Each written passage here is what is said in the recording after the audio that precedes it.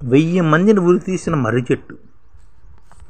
అదే 1880 ఏప్రిల్ 9న ఉరి తీశారు. నిర్మల్ నడిబొడ్డునున్న ఓడల మర్రి చెట్టు అనమాట. ఇది 1000 మందిని ఉరి తీశారు. అందుకని దీన్ని మర్రి చెట్టుని 1000 ఊరల మర్రి చెట్టుగా అంటారు అన్నమాట.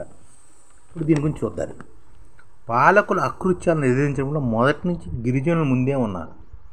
పాలకుల అకృత్యాలను ఎదిరించడంలో మొదటి నుంచి గిరిజనులు మొదట్లోనే ఉన్నారు.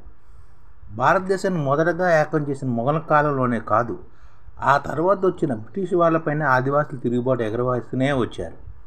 అయితే వీళ్ళ తిరుగుబాటు గురించి అంతగా ప్రచారం జరగకపోవడం శోచనీయం.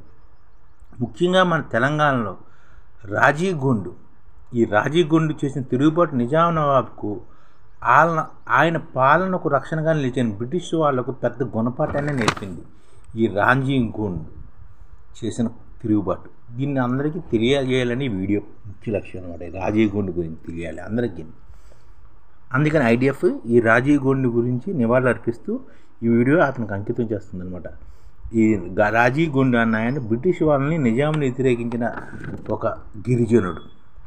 గొండ్వానా ప్రారంభించిన గుండు రాజులను మరాఠాలను జయించిన తర్వాత, ఈ గుండు రాజులు ఉన్నారు కదా, గొండ్వానాను జయించారు. ఈ మరాఠాలను జయించిన తర్వాత ఈ ప్రాంతం నిజాంకు, ఆ తర్వాత బ్రిటిష్ వాళ్ళకు వశమైంది.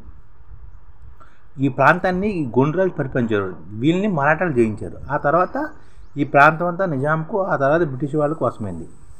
వారి నిరసనకు గొండులు తిరుగుబాటు ఊరుగొలిపింది అనమాట. ఈ గొండులు ఇంతమంది గొండారాజులుగా ఉండేవన్నమాట. ఆదిలాబాద్ జిల్లాలో గొండుల్లో ధైర్యశాలిగా పేరున్న మార్సికొల్ల రాజీగొండు 1838-1880 మధ్యకాలంలో నాటి జనగాం అంటే ఆసిఫాబాద్ కేంద్రంగా బ్రిటిష్ సైన్యాన్ని ధీటుగా ఎదుర్కొన్న తొలి గిరిజన పోరాట యోధుడు ఈ రాజీగొండు అన్నమాట. ఇతను 1838 నుంచి 1880 మధ్యన జీవించారు. అంటే దాదాపుగా 50 సంవత్సరాలు, 40 అంటే 50 సంవత్సరాలు జీవించారు అన్నమాట. బ్రిటిష్ సైన్యాన్ని ధీటుగా ఎదుర్కొన్న తొలి గిరిజన యోధుడు. తెలంగాణలో హైదరాబాద్ బ్రిటిష్ రాజధాని, తెలంగాణలోని హైదరాబాద్ బ్రిటిష్ రెసిడెన్సీపై దాడి తదితర కార్యక్రమాల్లో పాల్గొన్న వీరాది వీరుడు. రోహింగ్యా పోరాటంలో రాజీగొండు నాయకత్వంలో తీవ్ర రూపం దాల్చింది. రోహిల్లా సిపాయిల తిరుగుబాటు ప్రధానంగా ఆసిఫాబాద్ తాలూకు నిర్మల్ కేంద్రంగా జరిగింది. అది ప్రధానంగా గొండులు, కొలంపు, కోయ తెగల గిరిజనులు ఉండే ప్రాంతం. అంటే ఆసిఫాబాద్ తాలూకా నిర్మల్ కేంద్రంగా ఈ తిరుగుబాటు జరిగాయి అన్నమాట. ఎక్కువగా వీళ్ళు ఎక్కువ గొండులు, కోలాంలు, కోయలు తెగ గిరిజనులు ఉండేవి అన్నమాట ఈ ప్రాంతంలో. 1880 మార్చి ఏప్రిల్ నెలలో బ్రిటిష్ వాళ్ళకు వ్యతిరేకంగా తొలి పోరాటం చేశారు. 1880 మార్చిలో తొలి పోరాటం చేశారు. బ్రిటిష్ ప్రభుత్వం గొండులు తిరుగుబాటును అణచివేసే బాధ్యతను కర్నల్ రాబర్ట్కు అప్పచెప్పింది. తెల్లదొరల నిర్బంధాన్ని వ్యతిరేకించడం, వెట్టికి ప్రతిఫలం ఆచరించడాన్ని తెల్లదొరలు సహించలేకపోయారు. సిర్పూరు, ఆసిఫాబాద్, చెన్నూరు, లక్కెంటిపేట, ఉట్నూరు, జాదు వంటి ఏజెన్సీ ప్రాంతాలు బ్రిటిష్ వారి దౌర్జన్యంతో అల్లకొల్లంగా మారాయన్నమాట. ఆ ప్రాంతాలు ఇంతకుముందు సిర్పూరు, ఆసిఫాబాద్, చెన్నూరు, లక్కెంటిపేట, ఉట్నూరు, జాదు వంటి ఏజెన్సీ ప్రాంతాలు బ్రిటిష్ వారి దౌర్జన్యంతో అల్లకొల్లంగా ఉండేవి అప్పుడు. రాంజీ నాయకత్వంలో 1000 మంది రోహిల్లాలు, గొండులు కలిసి నిర్మల్ సమీప కొండలను కేంద్రంగా చేసుకుని పోరాడించారు. అప్పుడు 1000 మంది కలిసి రోహిల్లాలు, గొండులు నిర్మల్ సమీప కొండలను కేంద్రంగా చేసుకుని పోరాటం చేశారు. వారిపై నిర్మల్ కలెక్టర్ ఆధ్వర్యంలో నిజాం బలగాలు దాడులు చేశాయి. అడవంతా తుపాకులు మొత్తం మారిపోయింది. సాంప్రదాయ ఆయుధాలతో పోరాడడానికి దిగిన ఆదివాసులు ఆధునిక ఆయుధాలు తుపాకుల ముందు నిలవలేకపోయారు.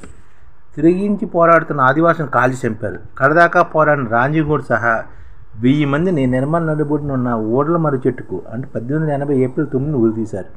ఇప్పుడు ఆ చెట్టుకి 1000 ఊరిల మర్రి చెట్టుగా ప్రసిద్ధి చెందింది. ఈ విధంగా ఆనాటి కాలంలో బ్రిటిష్ వారికి ఎదిరించిన గొండుల గురించి తెలుసుకుందాం. ఎందుకంటే అలాంటి స్వాతంత్ర సమయాల గురించి తెలుసుకోవడంలో కూడా తప్పులేదు, అందరికీ తెలియాలి. ఈ ఛానల్ ముఖ్య ఉద్దేశం ఏంటంటే మన తెలుగు రాష్ట్రాల్లో 1 కోటి మందికి సంఘటిత రంగాల్లో ఏ విధంగా ఉద్యోగాలు ఇవ్వవచ్చు, కనీస నెల జీతం 30,000 వరకు ఏ విధంగా ఇవ్వవచ్చు, ఏ విధంగా చేస్తే ఉద్యోగాలు సృష్టించబడతాయో వివరిస్తూ ఈ ఛానల్ వీడియోలు వస్తాయి. అలాంటి వీడియోలు మీకు కావాలంటే మన ఐడిఎఫ్ భాస్కర్ ఛానల్ని సబ్స్క్రైబ్ చేసుకోండి. ఐడిఎఫ్ అంటే ఇండియన్ డెవలప్మెంట్ ఫోర్స్. ఈ వీడియోలు చూసిన తర్వాత మీకు నచ్చితే లైక్ చేయండి, మీ ఫ్యామిలీ మెంబర్స్కి షేర్ చేయండి, మరియు మీ ఫ్రెండ్స్కి షేర్ చేయండి. Thank you. నమస్కారం.